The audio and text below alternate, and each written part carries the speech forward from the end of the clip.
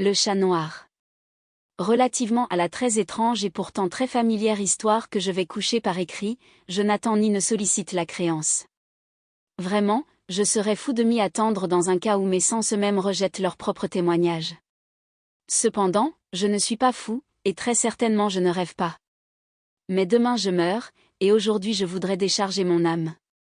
Mon dessein immédiat est de placer devant le monde, clairement, succinctement et sans commentaire, une série de simples événements domestiques. Dans leurs conséquences, ces événements m'ont terrifié, m'ont torturé, m'ont anéanti, cependant, je n'essaierai pas de les élucider. Pour moi, ils ne m'ont guère présenté que de l'horreur, à beaucoup de personnes ils paraîtront moins terribles que baroques. Plus tard peut-être, il se trouvera une intelligence qui réduira mon fantôme à l'état de lieu commun, quelque intelligence plus calme, plus logique et beaucoup moins excitable que la mienne, qui ne trouvera dans les circonstances que je raconte avec terreur qu'une succession ordinaire de causes et d'effets très naturels. Dès mon enfance, j'étais notée pour la docilité et l'humanité de mon caractère. Ma tendresse de cœur était même si remarquable qu'elle avait fait de moi le jouet de mes camarades. J'étais particulièrement fou des animaux, et mes parents m'avaient permis de posséder une grande variété de favoris. Je passais presque tout mon temps avec eux, et je n'étais jamais si heureux que quand je les nourrissais et les caressais. Cette particularité de mon caractère s'accrut avec ma croissance, et, quand je devins homme, j'en fis une de mes principales sources de plaisir. Pour ceux qui ont voué une affection à un chien fidèle et sagace, je n'ai pas besoin d'expliquer la nature ou l'intensité des jouissances qu'on peut en tirer. Il y a dans l'amour désintéressé d'une bête, dans ce sacrifice d'elle-même, quelque chose qui va directement au cœur de celui qui a eu fréquemment l'occasion de vérifier la chétive amitié et la fidélité de gaz de l'homme naturel. Je me mariai de bonne heure, et je fus heureux de trouver dans ma femme une disposition sympathique à la mienne. Observant mon goût pour ses favoris domestiques, elle ne perdit aucune occasion de me procurer ceux de l'espèce la plus agréable. Nous eûmes des oiseaux, un poisson doré, un beau chien, des lapins, un petit singe et un chat. Ce dernier était un animal remarquablement fort et beau, entièrement noir, et d'une sagacité merveilleuse. En parlant de son intelligence, ma femme, qui au fond n'était pas peu pénétrée de superstition, faisait de fréquentes allusions à l'ancienne croyance populaire qui regardait tous les chats noirs comme des sorcières déguisées. Ce n'est pas qu'elle fût toujours sérieuse sur ce point, et si je mentionne la chose, c'est simplement parce que cela me revient, en ce moment même, à la mémoire. Pluton, c'était le nom du chat, était mon préféré, mon camarade. Moi seul, je le nourrissais, et il me suivait dans la maison partout où j'allais. Ce n'était même pas sans peine que je parvenais à l'empêcher de me suivre dans les rues. Notre amitié subsista ainsi plusieurs années, durant lesquelles l'ensemble de mon caractère et de mon tempérament, par l'opération du démon intempérance, je rougis de le confesser, subit une altération radicalement mauvaise. Je devins de jour en jour plus morne, plus irritable, plus insoucieux des sentiments des autres. Je me permis d'employer un langage brutal à l'égard de ma femme. À la longue, je lui infligeai même des violences personnelles. Mes pauvres favoris, naturellement, durent ressentir le changement de mon caractère. Non seulement je les négligeais, mais je les maltraitais. Quant à Pluton, toutefois, j'avais encore pour lui une considération suffisante qui m'empêchait de le malmener, tandis que je n'éprouvais aucun scrupule à maltraiter les lapins, le singe et même le chien, quand, par hasard ou par amitié, ils se jetaient dans mon chemin. Mais mon mal m'envahissait de plus en plus, car quel mal est comparable à l'alcool, et à la longue Pluton lui-même, qui maintenant se faisait vieux et qui naturellement devenait quelque peu maussade, Pluton lui-même commença à connaître les effets de mon méchant caractère. Une nuit, comme je rentrais au logis très ivre, au sortir d'un de mes repères habituels des faubourgs, je m'imaginai que le chat évitait ma présence. Je le saisis, mais lui, effrayé de ma violence, il me fit à la main une légère blessure avec les dents. Une fureur de démon s'empara soudainement de moi. Je ne me connus plus, mon âme originelle sembla tout d'un coup s'envoler de mon corps, et une méchanceté hyperdiabolique, saturée de djinn, pénétra chaque fibre de mon être. Je tirai de la poche de mon gilet un canif, je l'ouvris, je saisis la pauvre bête par la gorge, et, délibérément, je fis sauter un de ses yeux de son orbite. Je rougis, je brûle, je frissonne en écrivant cette damnable atrocité. Quand la raison me revint avec le matin, quand j'eus cuvé les vapeurs de ma débauche nocturne, j'éprouvai un sentiment moitié d'horreur, moitié de remords, pour le crime dont je m'étais rendu coupable, mais c'était tout au plus un faible et équivoque sentiment, et l'âme n'en subit pas les atteintes. Je me replongeai dans les excès, et bientôt je noyai dans le vin tout le souvenir de mon action. Cependant le chat guérit lentement. L'orbite de l'œil perdu présentait, il est vrai, un aspect effrayant, mais il n'en parut plus souffrir désormais.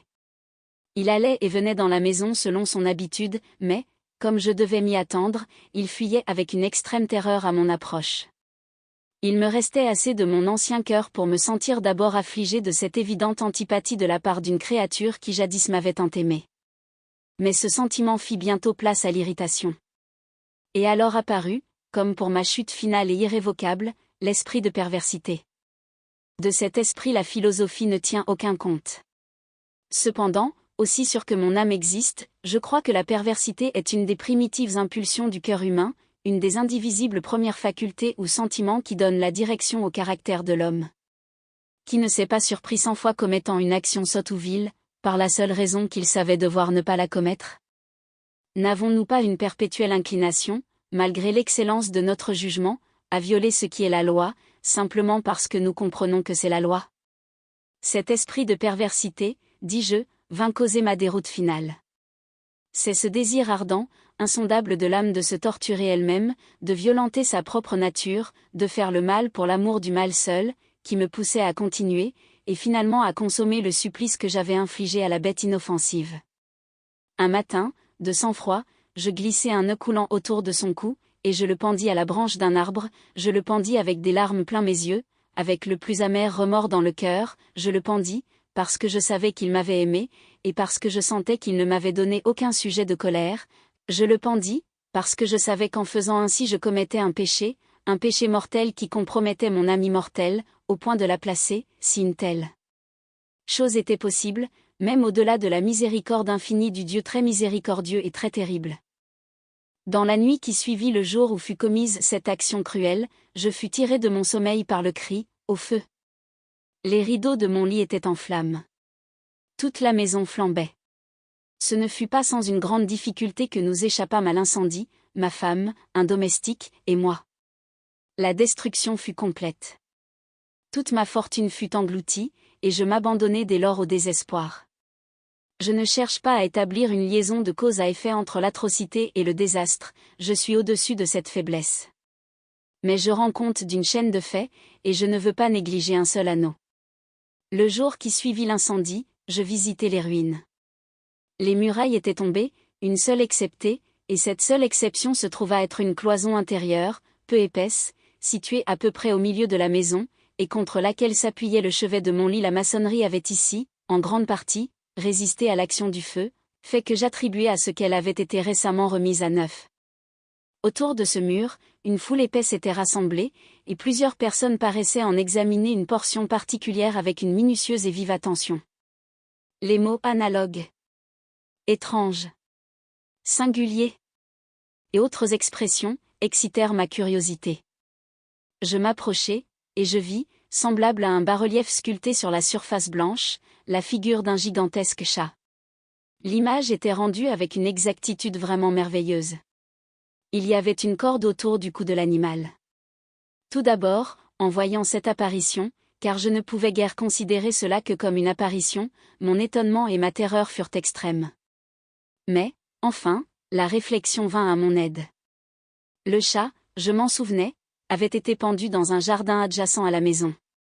Au cri d'alarme, ce jardin avait été immédiatement envahi par la foule, et l'animal avait dû être détaché de l'arbre par quelqu'un, et jeté dans ma chambre à travers une fenêtre ouverte.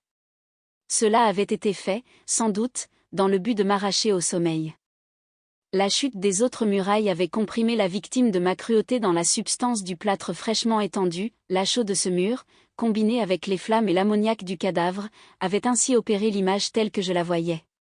Quoique je satisfisse ainsi lestement ma raison, sinon tout à fait ma conscience, relativement au fait surprenant que je viens de raconter, il n'en fit pas moins sur mon imagination une impression profonde. Pendant plusieurs mois je ne pus me débarrasser du fantôme du chat, et durant cette période un demi-sentiment revint dans mon âme, qui paraissait être, mais qui n'était pas le remords. J'allais jusqu'à déplorer la perte de l'animal, et à chercher autour de moi, dans les bouges méprisables que maintenant je fréquentais habituellement, un autre favori de la même espèce et d'une figure à peu près semblable pour le suppléer. Une nuit, comme j'étais assis à moitié stupéfié, dans un repère plus qu'infâme, mon attention fut soudainement attirée vers un objet noir, reposant sur le haut d'un des immenses tonneaux de gin ou de rhum qui composaient le principal ameublement de la salle. Depuis quelques minutes, je regardais fixement le haut de ce tonneau, et ce qui me surprenait maintenant, c'était de n'avoir pas encore aperçu l'objet situé dessus. Je m'en approchai, et je le touchai avec ma main. C'était un chat noir, un très gros chat, au moins aussi gros que Pluton, lui ressemblant absolument, excepté en un point. Pluton n'avait pas un poil blanc sur tout le corps, celui-ci portait une éclaboussure large et blanche, mais d'une forme indécise, qui couvrait presque toute la région de la poitrine. À peine l'eus-je touché, qu'il se leva subitement, ronronna fortement, se frotta contre ma main, et parut enchanté de mon attention. C'était donc là la vraie créature dont j'étais en quête. J'offris tout de suite au propriétaire de le lui acheter, mais cet homme ne le revendiqua pas, ne le connaissait pas, ne l'avait jamais vu auparavant. Je continuai mes caresses, et quand je me préparais à retourner chez moi, l'animal se montra disposé à m'accompagner. Je lui permis de le faire, me baissant de temps à autre, et le caressant en marchant. Quand il fut arrivé à la maison, il s'y trouva comme chez lui, et devint tout de suite le grand ami de ma femme. Pour ma part, je sentis bientôt s'élever en moi une antipathie contre lui. C'était justement le contraire de ce que j'avais espéré, mais, je ne sais ni comment ni pourquoi cela eut lieu, son évidente tendresse pour moi me dégoûtait presque et me fatiguait. Par de lents degrés, ces sentiments de dégoût et d'ennui s'élevèrent jusqu'à l'amertume de la haine. J'évitais la créature, une certaine sensation de honte et le souvenir de mon premier acte de cruauté m'empêchèrent de la maltraiter. Pendant quelques semaines, je m'abstins de battre le chat ou de le malmener violemment, mais graduellement, insensiblement, j'en vins à le considérer avec une indicible horreur, et à fuir silencieusement son odieuse présence, comme le souffle d'une peste. Ce qui ajouta sans doute à ma haine contre l'animal fut la découverte que je fis le matin, après l'avoir amené à la maison, que, comme Pluton, lui aussi avait été privé d'un de ses yeux. Cette circonstance, toutefois, ne fit que le rendre plus cher à ma femme, qui, comme je l'ai déjà dit, possédait à un haut degré cette tendresse de sentiment qui jadis avait été mon trait caractéristique et la source fréquente de mes plaisirs les plus simples et les plus purs. Néanmoins, l'affection du chat pour moi paraissait s'accroître en raison de mon aversion contre lui. Il suivait mes pas avec une opiniâtreté qu'il serait difficile de faire comprendre au lecteur. Chaque fois que je m'asseyais, il se blottissait sous ma chaise, ou il sautait sur mes genoux, me couvrant de ses affreuses caresses.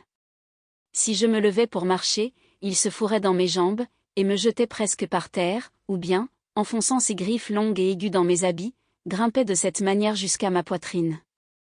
Dans ces moments-là, quoique je désirasse le tuer d'un bon coup, j'en étais empêché, en partie par le souvenir de mon premier crime, mais principalement, je dois le confesser tout de suite, par une véritable terreur de la bête. Cette terreur n'était pas positivement la terreur d'un mal physique, et cependant je serais fort en peine de la définir autrement.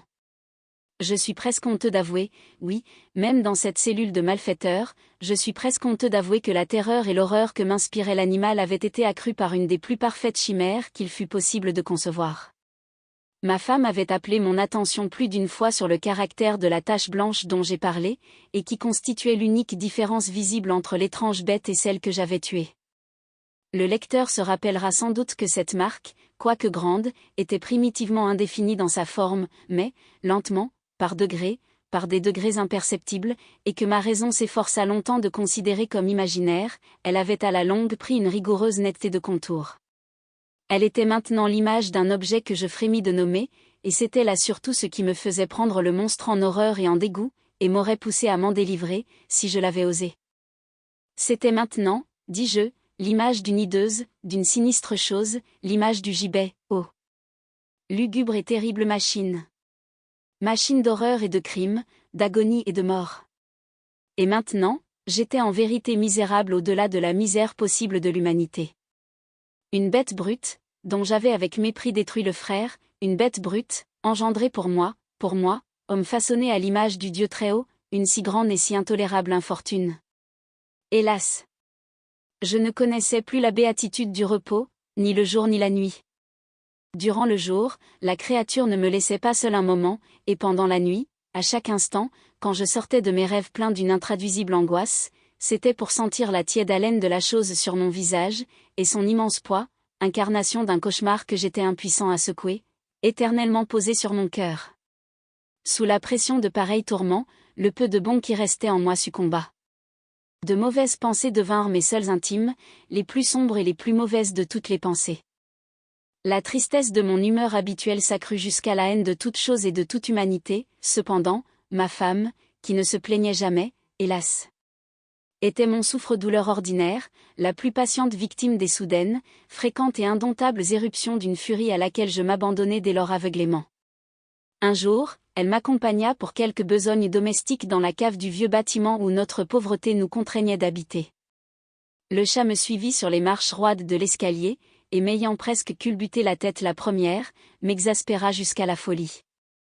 Levant une hache, et oubliant dans ma rage la peur puérile qui jusque-là avait retenu ma main, j'adressai à l'animal un coup qui eût été mortel, s'il avait porté comme je le voulais, mais ce coup fut arrêté par la main de ma femme.